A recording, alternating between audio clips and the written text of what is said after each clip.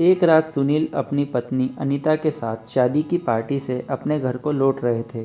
रात ज़्यादा होने की वजह से कोई सवारी गाड़ी नहीं मिल रही थी।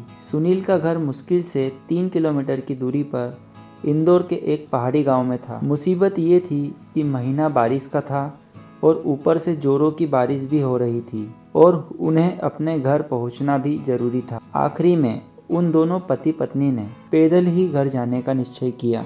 मोबाइल के टार्च की मध्यम रोशनी में वे दोनों आगे बढ़ने लगे।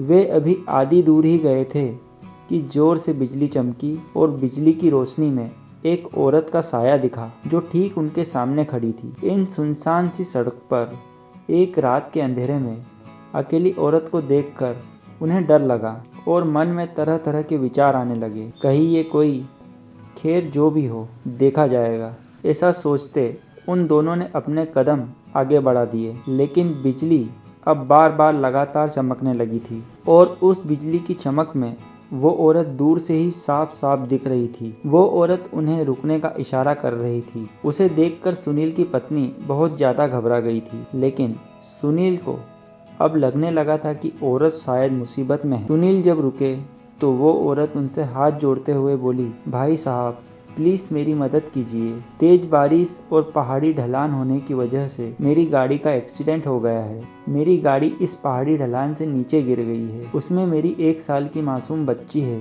प्लीज़ आप दोनों उसे बचा लीजिए। इतना कहते ही वह औरत आगे आगे चलने लगी और न चाहते हुए भी सुनील अपनी पत्नी के साथ उस अजनबी औरत के पीछे पीछे चलने लगे। लेकिन एक अनजाने भय से उन दोनों का दिल जोर जोर से धड़क भी रहा था। जैसे ही वो दोनों पहाड़ी से नीचे उस गाड़ी के पास गए तो उन्होंने देखा कि गाड़ी में एक प्यारी सी मासूम सी बच्ची रो रही है। सुनील ने बच्ची को गाड़ी से निकाला और पाया कि बच्ची बिल्कुल ठीक है। सुनील ने उस बच्ची को अपनी पत्नी की गोद में दे दिया। फिर सुनील को लगा कि ड्राइवर की सीट पर भी कोई है।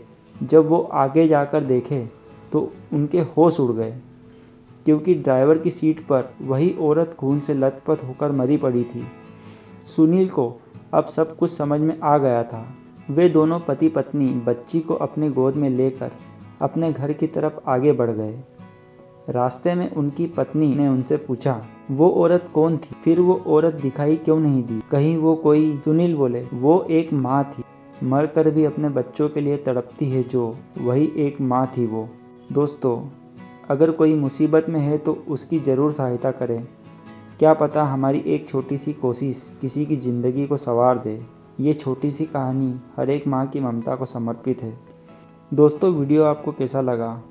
अगर अच्छा लगा हो तो लाइक कर दीजिए और अगर आप हमारे चैनल पर नए हो तो प्लीज़ चैनल को सब्सक्राइब कर लीजिए।